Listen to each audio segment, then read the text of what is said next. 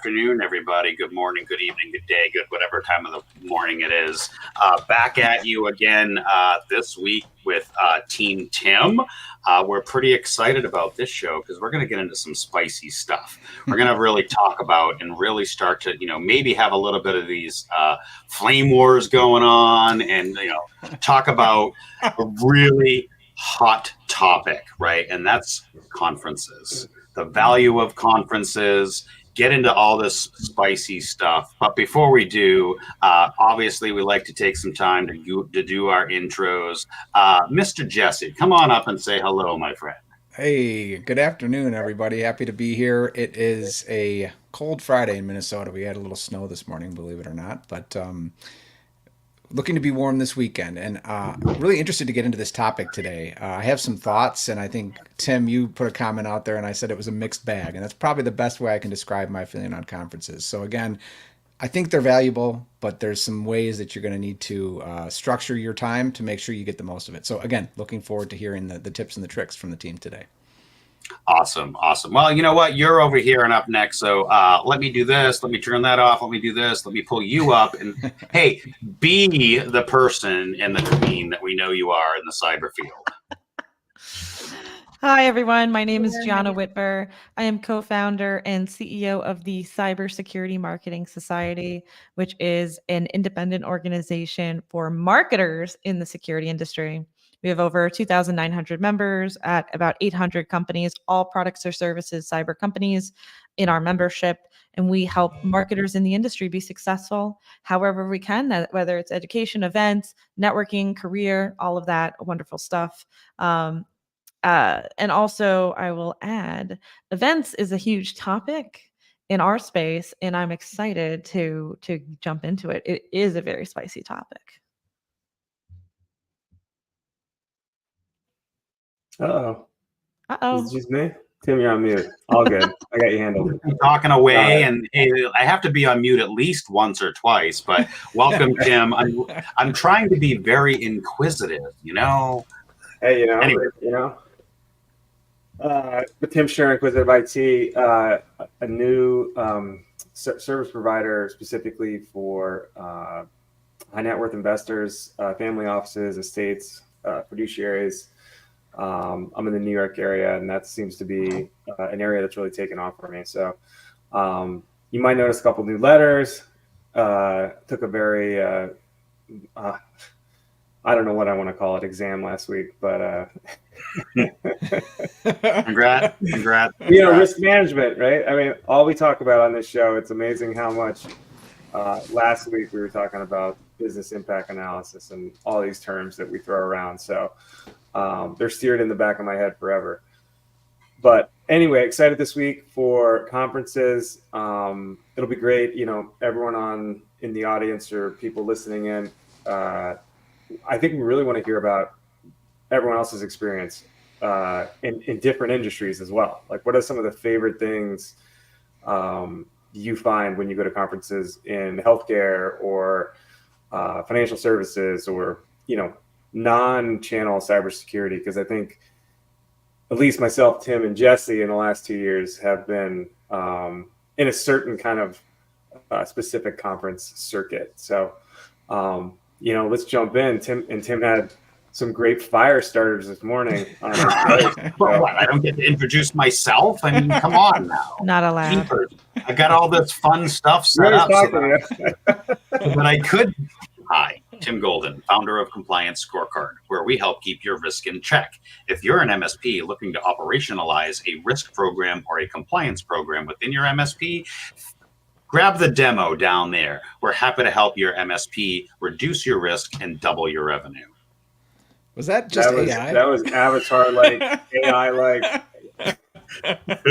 Like, I practiced this. I like it. It was Look at too Tim, all clean that I thought it was professional.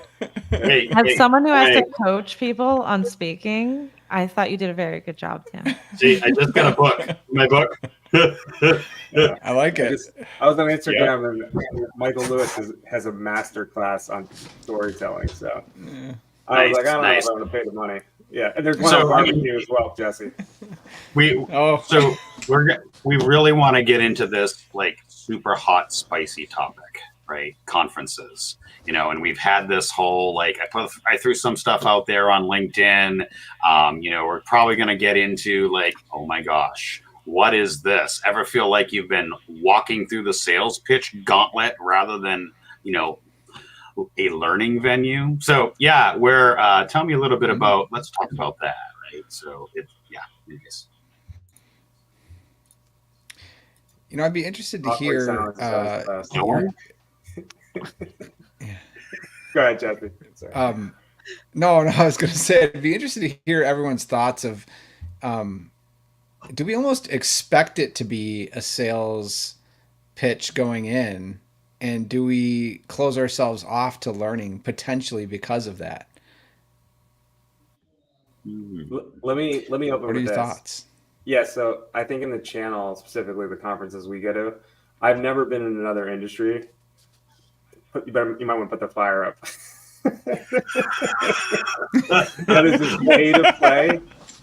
That is just pay to play as MSPs. I mean, education tracks, like, it's, not to say there shouldn't be a conflict of interest. The conflict of interest is fine, but I think you got specifically teaching, like, what their tool or service or, whatever someone's selling, right? Yeah. I went to a pharmaceutical conference probably 10 years ago, and how doctors kind of happen to prescribe certain drugs, right? Like, well, service providers happen to use certain tools. So I don't know. It's just, I particularly in our case for that first comment, like, Tim's throwing the fire here right away, right? I mean, it's specifically, some are more educational than others that we go to, and some are just extremely just kind of like, this is a product having a conference, and it's just going to teach you.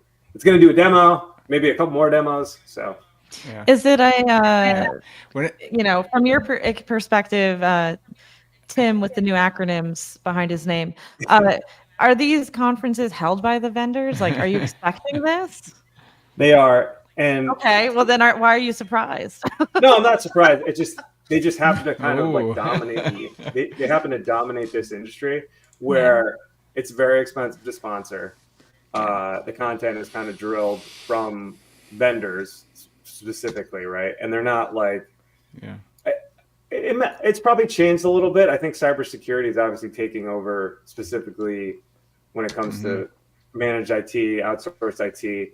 And so cybersecurity is very nuanced. There's a lot of education to go into it. So I think that it is getting a little more educational, and it's trending in a good direction. But specifically, Gianna, if you've heard of these things called like PSA or an RMM, right? Like, some of the big conferences are just, it's not the same.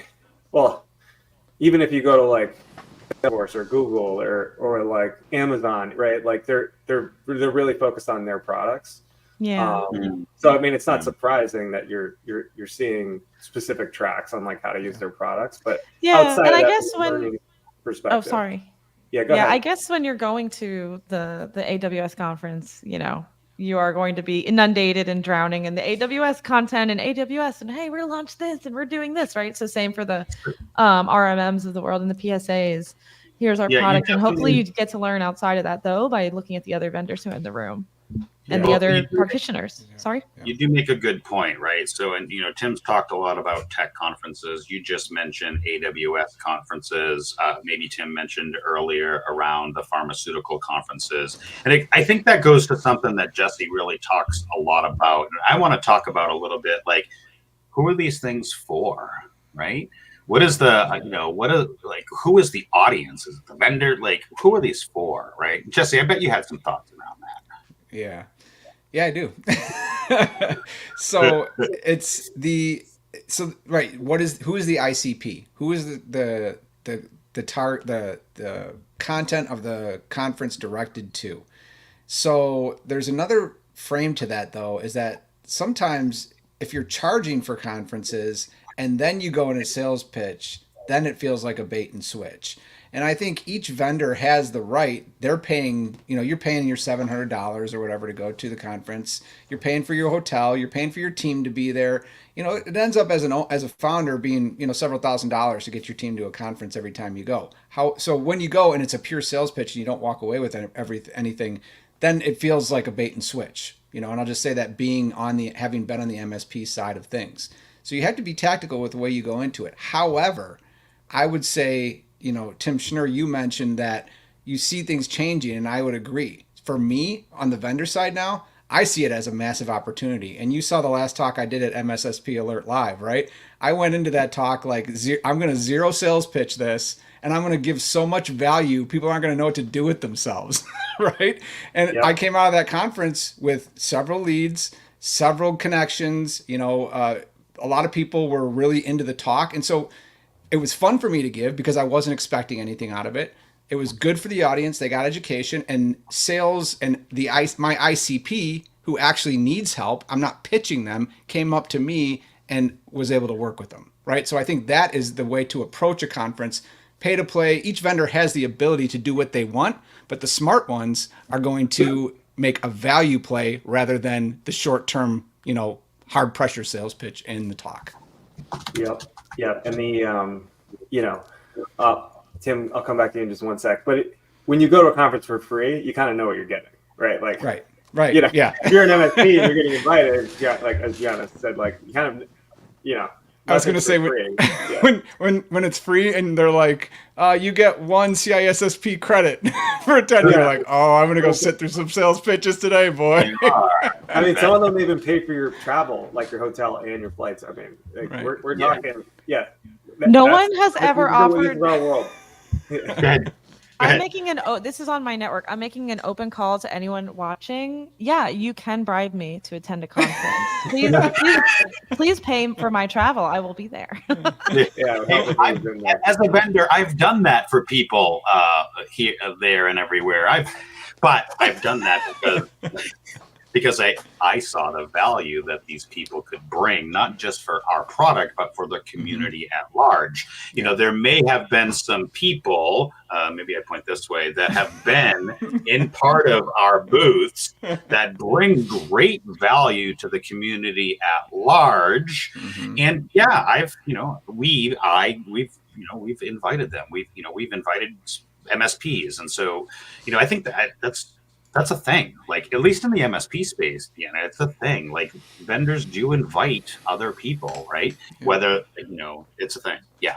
So, in fact, Right a Boom was a big conference where I was able to invite a bunch of MSPs, right? And so, Jesse, you mentioned about your last talk, right, that you did at MSP Alerts. And if y'all will indulge me for a moment, I want to kind of circle back on that too. So, I did my first conference in 10 or 12 years, Right a Boom, first in person and I was pretty darn nervous to stand up in front of people, even though I'm do this every week. And, I went into it not a sales pitch. In fact, we were pretty much told not a sales pitch. And that's not how I am anyways, even though I have my banner and doing the things and the branding, but, I really wanted to be able to provide MSPs with tangible, actionable things that they could literally walk away and start doing the next day. And so, as Jesse, as you saw, when you do that and people come up after and they're like, hey, can I have the slides? Hey, was this recorded? Hey, how do I learn more? It totally wasn't a pitch. It was about a process. It was about a way to do things. And the value that the MSPs, at least I think, got out of that. Now, fast forward, we're going to be doing that again, slightly different content, but we're going to be doing that again at MSP Geek here in a couple of weeks. So when you go into it without that sales pitch, you end up getting the value out of it. Look at it as a reverse qualification process. If the value that you're giving, somebody can watch, take away, and go execute and action on their own, that wasn't going to be a good client for you because you're going to get into that and they're going to be like, oh, this is simple. Why are we working together? But if the value that you gave painted the picture for someone that this is valuable, but I Right. need some help doing this, right? Then you fund your ICP. So it's like a reverse qualification process. Yeah. So, we kind of talked a little bit about, the expense, you're walking through the sales pitch. Tim, or do you have anything else to add? Not much, but just to give Gianna like a full I was blown going to say, picture of like what these conferences are like prizes handed out, like it's like it's like you're on a cruise or something. It's like I know. like first time you walk in, you're like, no kidding, like, I know it's a carnival, isn't it? It's a festival. Hopefully it's fun. Yeah, it is fun. There's a lot of swag. And Gianna, do you have anything to add around the sales pitchy, overloady stuff, and give you an opportunity to chime in here? Yeah. So as someone who has paid for many events, maybe not necessarily in the MSP world, but on the general vendor side world, direct sales side of the thing, at both small regional conferences and then massive conferences like RSA conference where 40,000 people congregate. And it is like a fabulous zoo of a crazy experience in the trade show booth. I mean, there are different ways, depending on who you are and what you're trying to achieve, to effectively do a conference, right? Like you were saying, Tim, and like you were saying, Jesse, depends on what your goals are. And sure, sometimes it's a sales gauntlet. And I'm not a big fan of, paying for a conference and then being pitched to the whole time. But at the same time, conference operators, now that I know quite a few, have to make money in order to give everybody chicken nuggets during the break. So there is that side of it, right? Yeah. Where's my chicken nuggets? I have one. Whatever. Yeah. Continue. Where's my happy hour? Nuggets. Where's Matt Fox? Anyways, Mr. Tim, you had something you wanted to bring up? Yeah. So one more thing before we move on. There's a very interesting dynamic with this whole kind of like the people sponsoring the conferences and the people that are the targets. Like the problem with like our specific industry is you're either one of those two people and no one else is allowed in, right? So there's been some complaints. I'll speak to a friend of mine named Ian. I'll leave it at that. But there's other people in this kind of industry or ecosystem that provide value, and they need to have a way to like get in. Who are they? There's like a lot of like MSP improvements, consultants. I wouldn't say Jesse's kind of like, he doesn't fit into that perfect. He's not an MSP, and he's not he may be a sponsor now that he's quite successful over there. But there's a lot of those people can't get into the events, so it creates this like weird dynamic where they either feel left out or like some of the events they can go to. So I think that's something that sponsors or at least conference organizers have to balance, right, in terms of including all those other people that provide value, because they certainly do provide value, attesting to Jesse, right? I mean, so how do you basically bring those insights and not just make it ridiculous like one-way pitches just to kind of get off that first point? So did you just say people are being excluded from the conference because they're not either a paying vendor or a paying member, but they have value to bring to the conference and they're getting sort of kicked out or not allowed? Because does that happen? Is that even a thing? Like, I don't know. Spicy moment time. Yeah, and has it happened? I don't know if I really want to go down this rabbit hole or not, because I'm probably going to get the old flames for bringing it up. But Tim, you do make a really good point, right? And it circles all the way back to the original question I posed to Jesse, and that is, who is the ideal customer profile? I won't call him out by name, but at the last conference, there was an individual that went around and asked a few people, like, who's the ICP for this event? Who's the target market for this event? Is it Jesse's dog jumping in behind him, or is it the MSP? right? And so and then chatting with them after the fact, like when I was asked the question, I was like, oh, it's blah blah blah or blah blah blah, and then the second question was, all right, who do you see walking around here? Who are you talking to walking around here? Mm-hmm. Are they fitting that ICP or not? So, it's a very interesting conversation about who attends these things. Anything else before we kind of move on to maybe another subject, which I think we talked a lot about, was the content aspect. I have a question. Sure. My experience again is more on that vendor side. So I'm curious for you guys here who have this experience attending these channel conferences. You don't have to say like your favorite, but what's a good channel conference I should go to experience all this challenge? Or actually, I wouldn't be let in the room. Maybe. Do you want to see the good version or the bad version?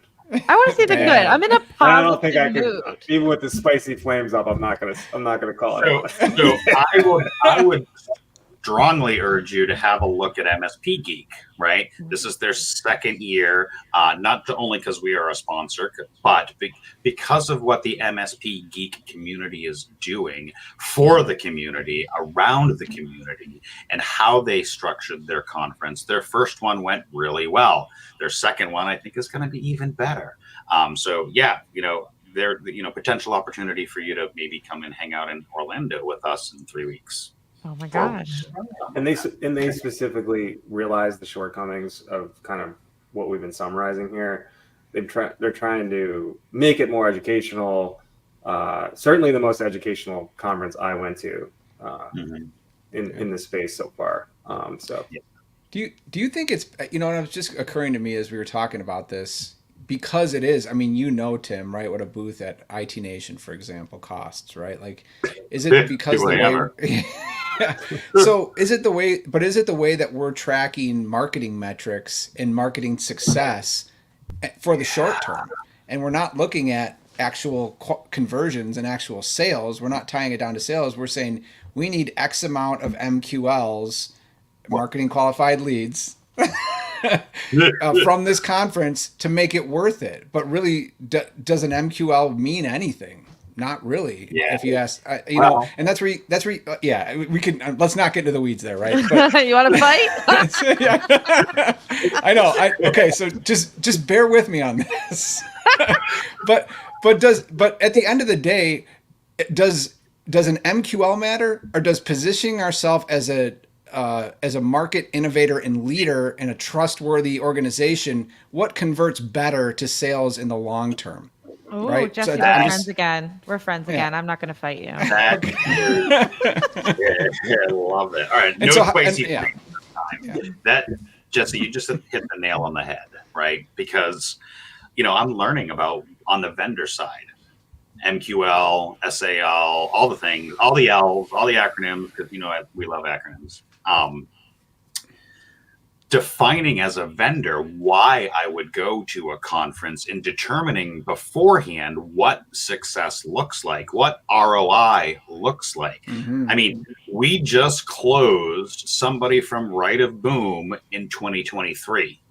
So that's a year and 4 months or year and 3 months, right? Yeah. Now, and not to, this is where you really excel, which is, how many touch points? Where are those touch points, right? The whole marketing aspect. And I think that's why we literally brought you on here, if you want to talk a little bit about that.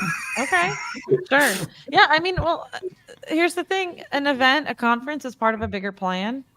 Mm-hmm. You can make it the majority of your strategy, but what Jesse was saying and why I flipped from anger to hearts in the eyes was, it's a conference provides you an opportunity for multiple things. Build along with, MQLs, which is however you define them, right? But good conversations, meetings with your existing customers, upsell, cross-sell opportunity, the ability to hang out with your customers and they'll introduce you to their friends and you get a warm connection that way. Conversations at the booth, the ability to stand up after a great presentation and ask such a good question that people come up to you and afterwards saying, wow, what a great question. And then you make friends that way.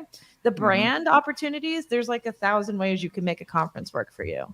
Yeah. to achieve goals. But the point is that you must set those goals in advance, like everyone here is saying. And, maybe the flip side of that is, what does it say about a company or a brand that doesn't go to the big shows that you're expected to be at? I don't know. I'll just throw out the IT Nations and the PAX 8s and the channel programs and the ASCIIs and the like. There's probably 8 or 10 well-known organizations and conferences. The Kaseya Connects, literally next week I think, is Kaseya Connect. What does it say about a brand as a vendor not being at those things, right? Because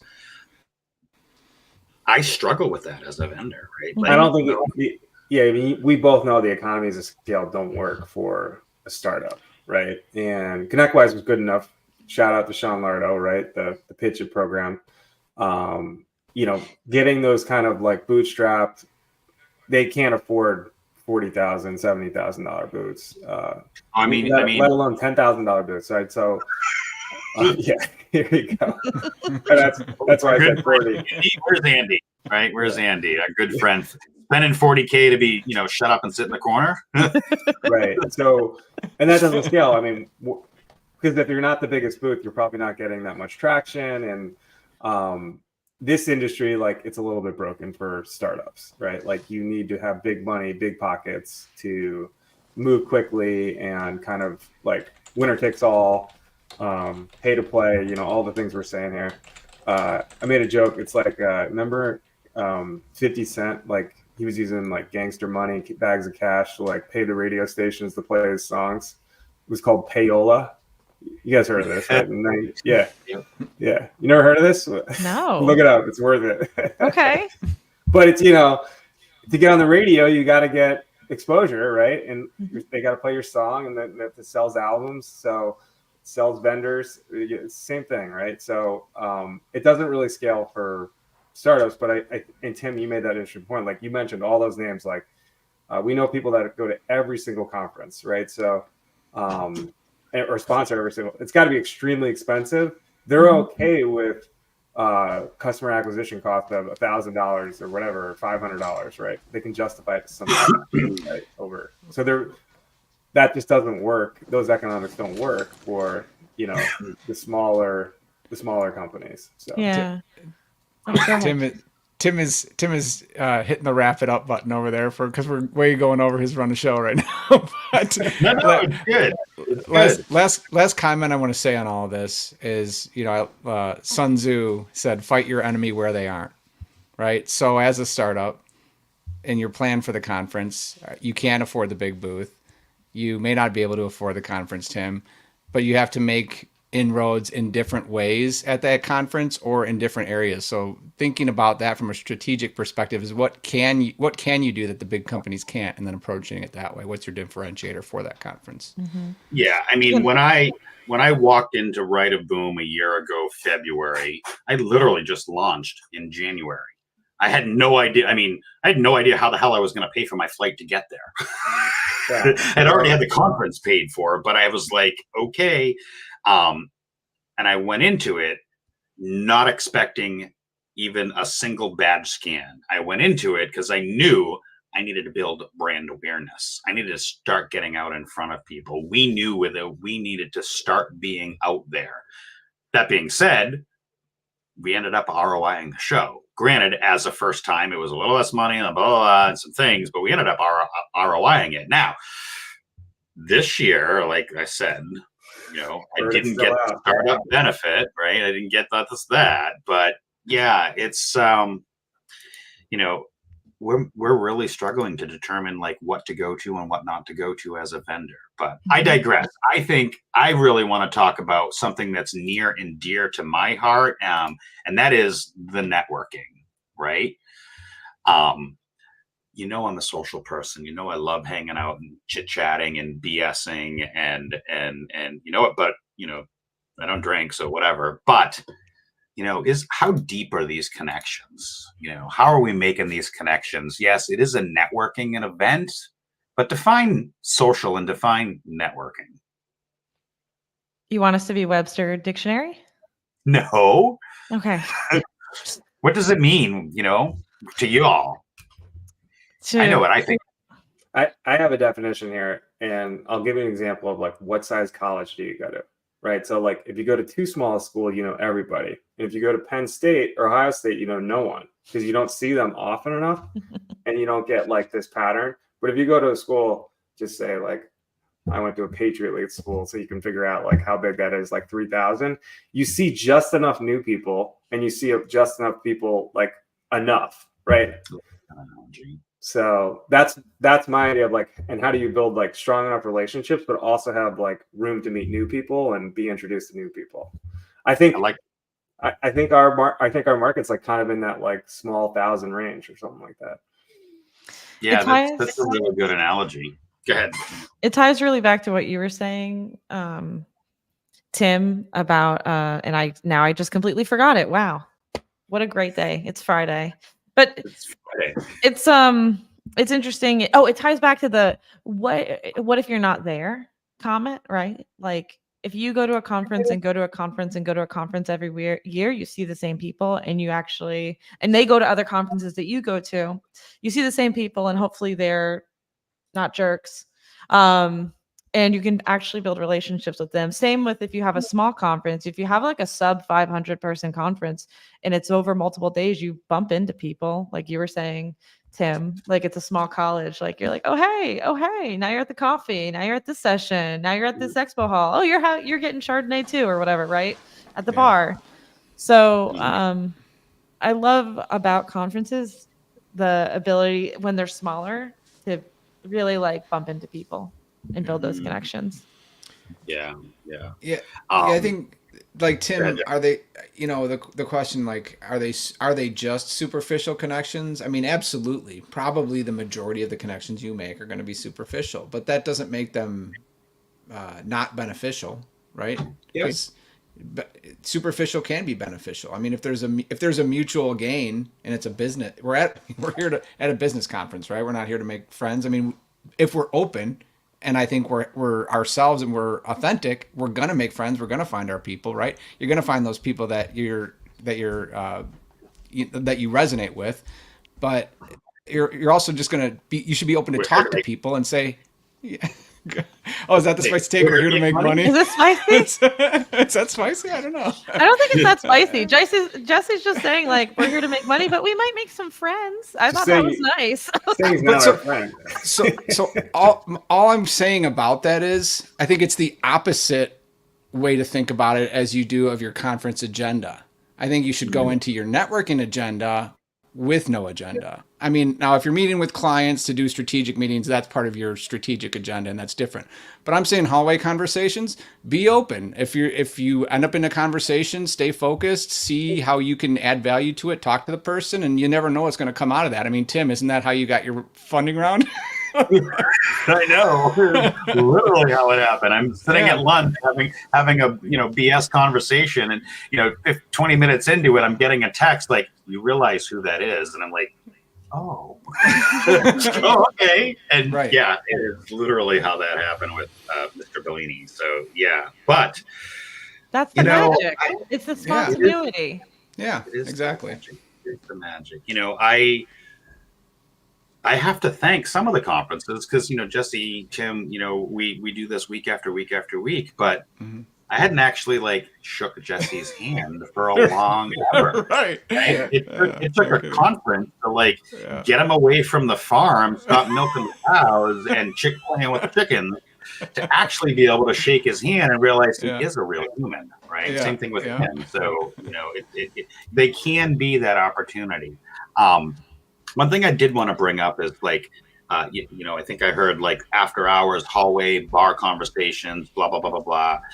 Again, I'm going to plug MSP Geek again because they're doing a game night. They're going to do a Dungeons and Dragons night. They're going to have game tables.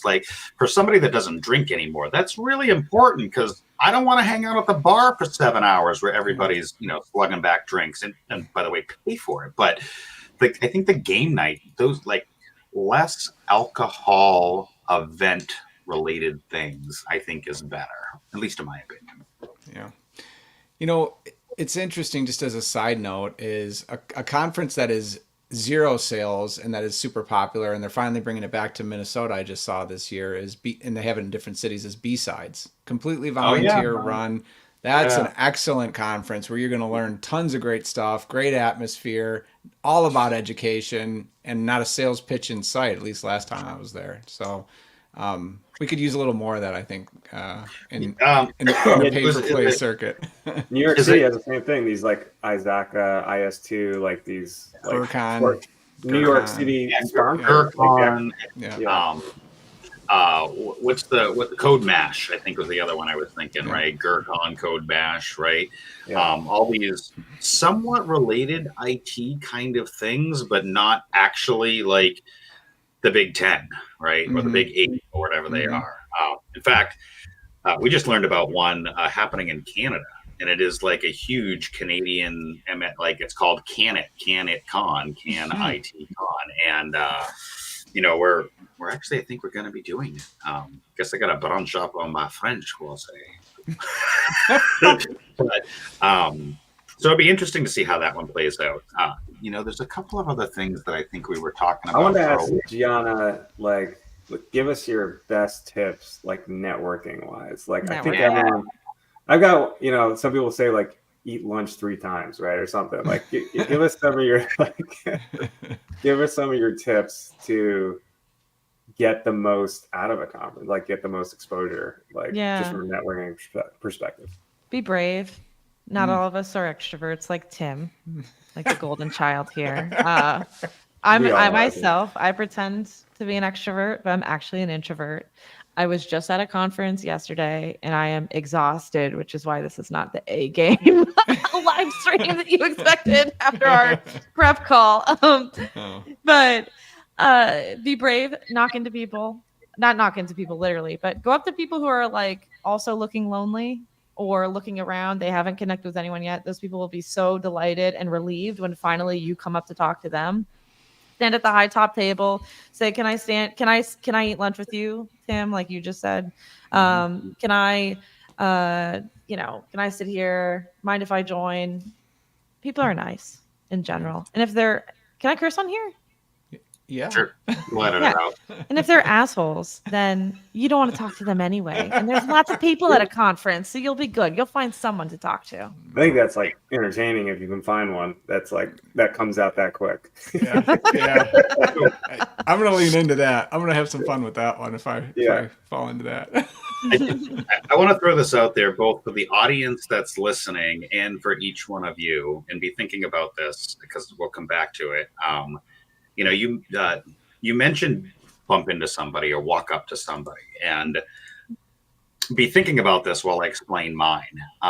What is a good icebreaker? What is a good opening line? Like, think of it like dating. And for me, I used to hang out at the bar a lot, and people used to sit next to me, people that I never knew, and I would lean over to them, and rather than asking them, where are you from? What do you do? How many kids? I would ask them the question of, hey, if you could hang out with one person in history, any time in history from, boom till today, who would it be and why? Right. And so as I think of, and now I have to change that because I can't do it at the next conference because I just let the cat out of the bag. But is there a really good icebreaker kind of question that isn't the superficial, where are you from? How many kids? What color's your hair? Like, is there a good right? Do you have an icebreaker? What's your Keno numbers? Tim, I'm giving you a math hold. What's your Keno number? Yeah. Hey, you can't use that. That's my sister-in-law's twice removed birthday. Sorry, little Boston coming out of there.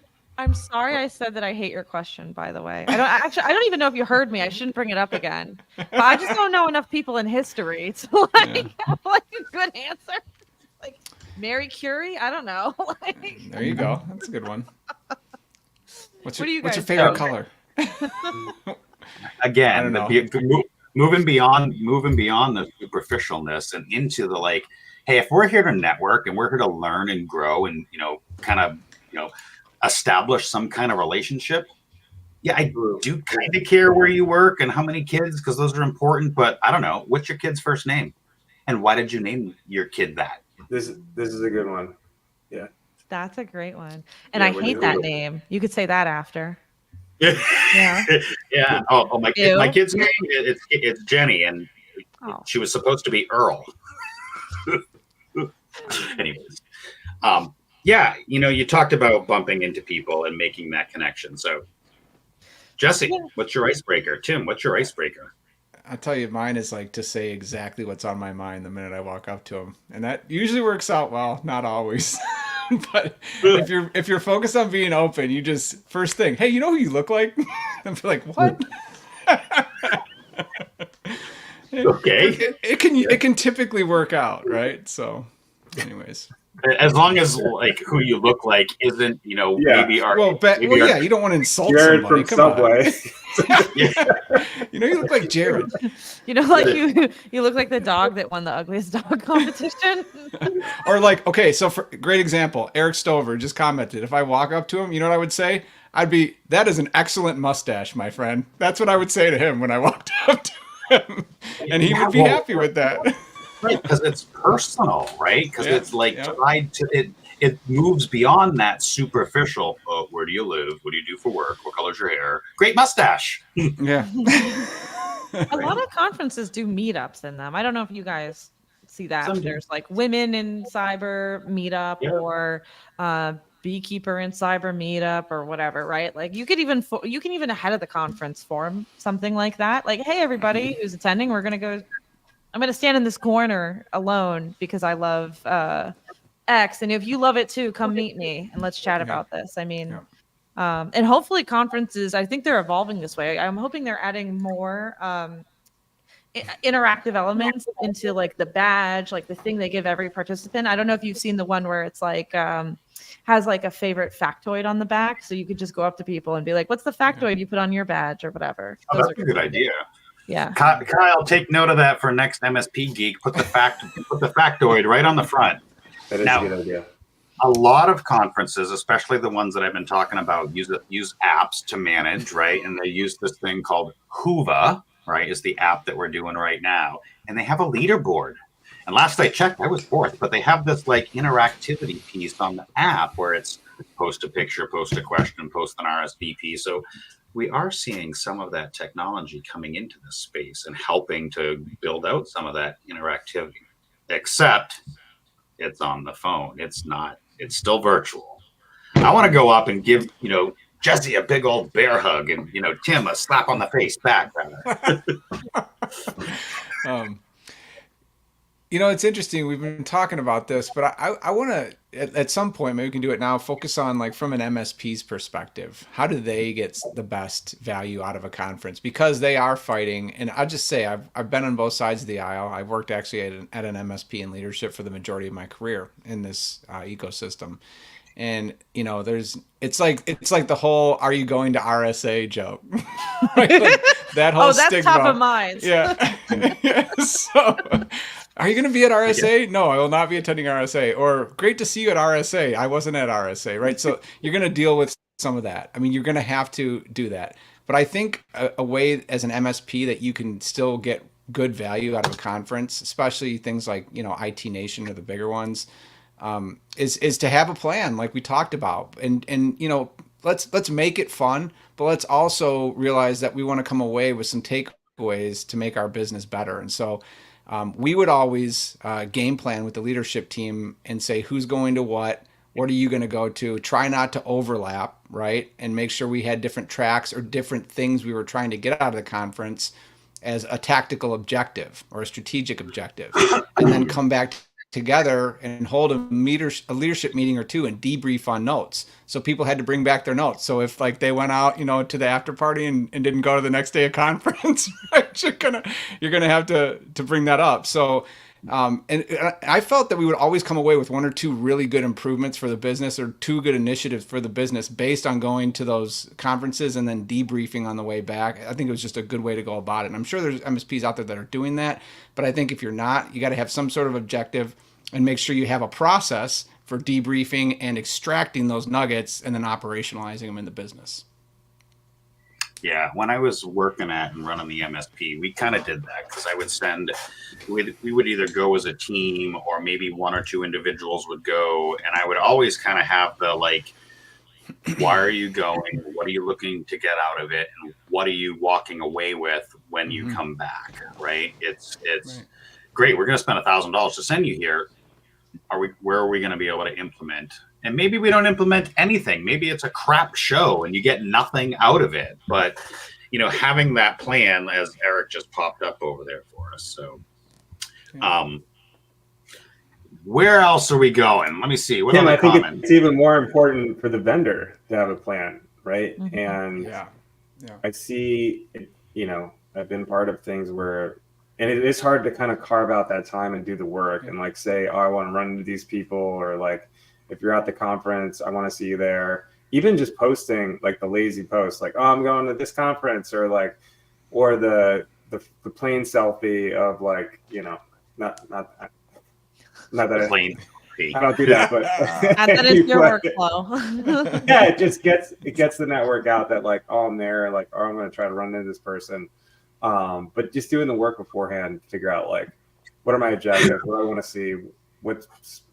The apps are great. The agendas are great. Like, I want to see this. I want to listen to that. So. Yeah, whatever side you're on, it's kind of like if you're putting such a big outlay of funds to like attend as the person, to the flight, the travel, the hotel, the ticket, or if you're sponsoring a booth for 5, 10, 15, 50, $1 million, you got to make the most of it, right? A conference, like a conference, the cool thing about conferences, and also the scary, horrible thing about conferences, is that they happen like once, right? Sure, they happen every year, but boom, 3 days, 1 day, 2 day, that's it. That's what you got. Sure, there's chatter about it afterwards, but the people you meet there are going to be the people you meet there if you're present, and not if you're like, oh, I got to go upstairs and like, work on something. I don't want to network. I don't want to meet people. I don't want to walk around. I don't want to listen to things. Then why'd you go? So, yeah. Well, and part of that might lead to the whole concept of the social battery, right? I've been looking at these little like branded social batteries that you can like adjust, right? Like they're draining, not just from a physical perspective, but the mental part. They can be really draining.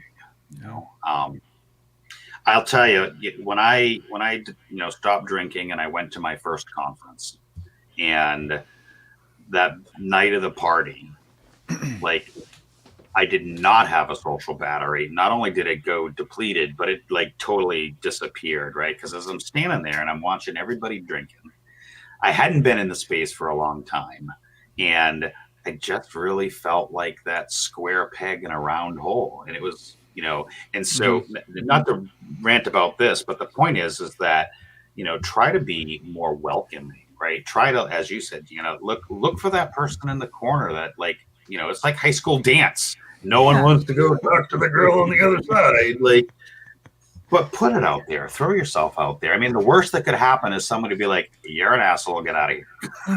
Okay, move on. Tim, can I plug a nonprofit in the industry? Can I mention one? No. There is. Okay, never mind. I'm kidding. I Yes, hate go ahead. nonprofits. No, hold it. No charity. Wait, no, yes, do it. There is now.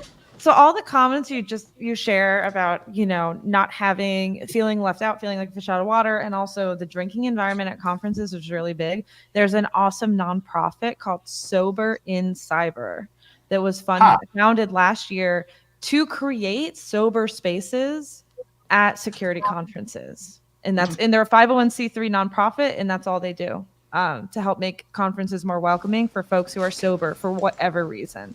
Yeah, that's really cool. Wow, that's super cool. I'm looking it up as we speak. Somebody else fill in while I'm Googling on the other side. It's a booze fueled affair for sure. Yeah. But Tim, you remember a lot more and you feel a lot better the next day. So it's true. Yeah, so what is it like the whole I don't feel like talking to people, or because when you're at a conference it's like go, like you're 6 a.m. to 12 p.m. like every day, and it's just exhausting. So I always take the Arnold advice: you tired? I don't care. Don't feel like talking to people? Shut up. Me time? What the hell is me time anyway? Try 500 tools. That's how many I have in my stack. Go! Get to the vendor! Oh Do it my now! gosh. Jesse, I would attend a conference themed just around whatever you just did right there. Like that, like all the tracks are just you in that moment. That's what you got to tell The yourself as a Jesse and business Arnold owner. show. Yeah, man, oh man, that'd be fun. I would do it.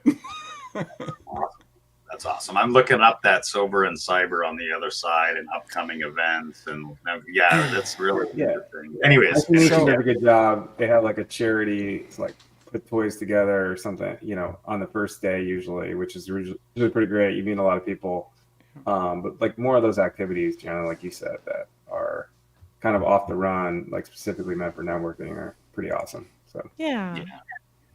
So we're coming up on the last 10 minutes. We have a couple of other, spicy things we wanted to talk about, like the content. Let's do one more. We talked about the superficialness. Let's talk a little bit about the content, right? Because I know we started there. Let's wrap it up with the content. Okay.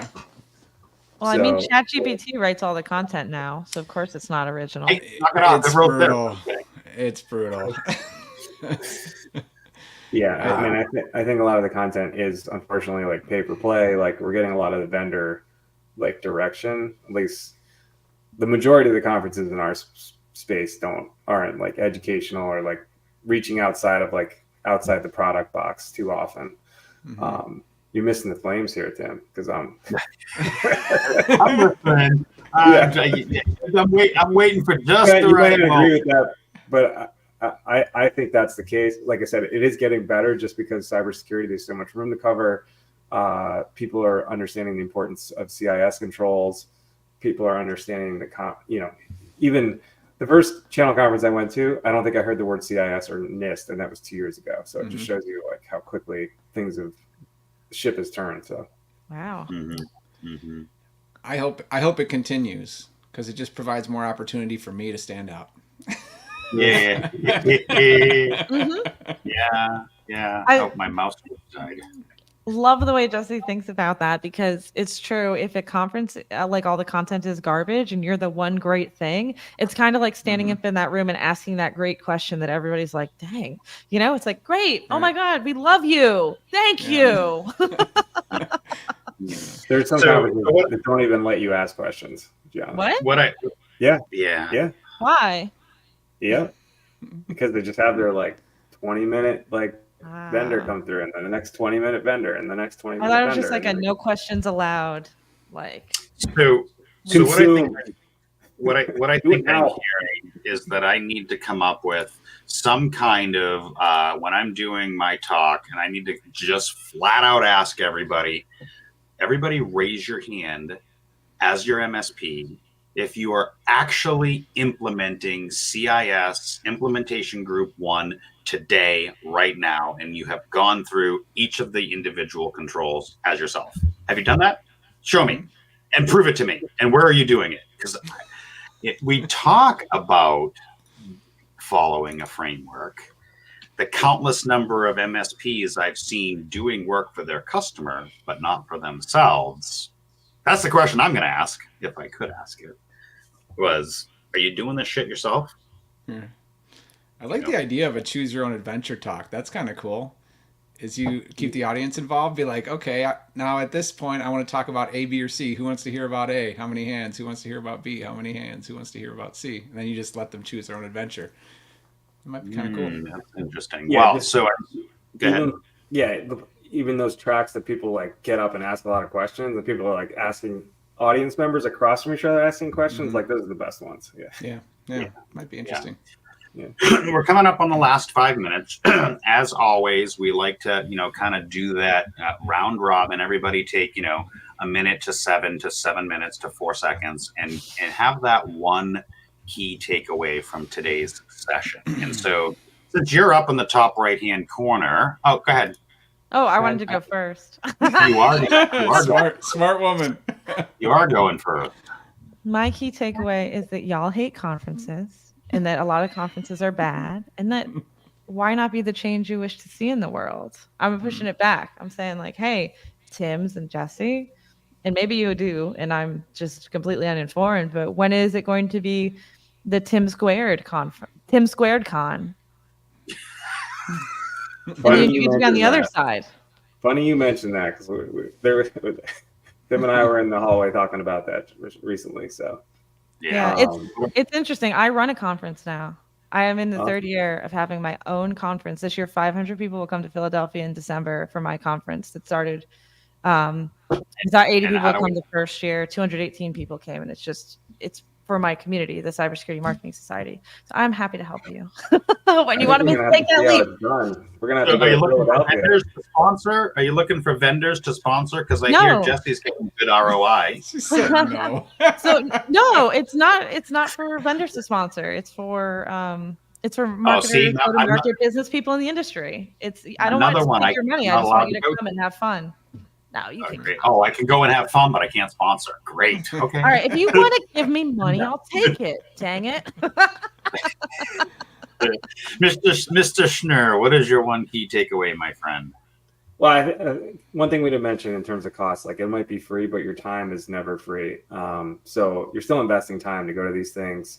Opportunity cost away from your core business.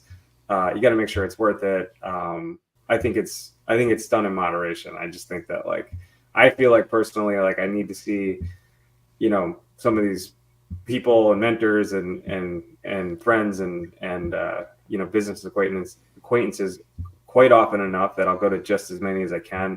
But there's certainly diminishing returns both from an attendee and a vendor, at least in our specific niche that we're talking about. So. Awesome. Thank you so much for that. And then let's bring you on up, my friend, Mr. Jesse. So yeah, our conference is worth it. I would say yes. Reason being is maybe not the immediate benefits, but they take you out of your normal routine, provide a place for serendipity, but you should have a process to extract the value and extract the nuggets from those conferences and make sure that you're capturing those hallway conversations, those sparks, and those random ideas that you get. Wow, big word, that serendipitous word. I don't know if I can follow that one up, especially. I don't know if I know what that means.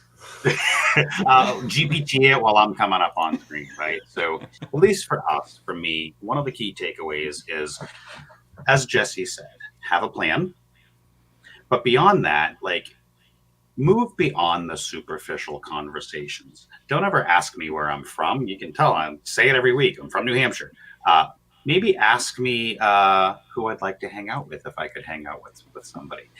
Move beyond just the superficial, hi, how are you, where are you from, what color's your hair conversation into really getting to know people. Because if we're going to network and we're going to connect with people and we're going to build those relationships and we're going to get to know, like, and trust each other, that takes time, but it also takes openness. And it also takes willingness to be able to put yourself out there and be open to the conversations. So for me, next time you see me at a conference, if you see me standing by myself outside smoking a butt, feel free to come on up. And if I see you, I'll probably walk over and say hi to you as well. At least that's what I'm trying to hold myself accountable to.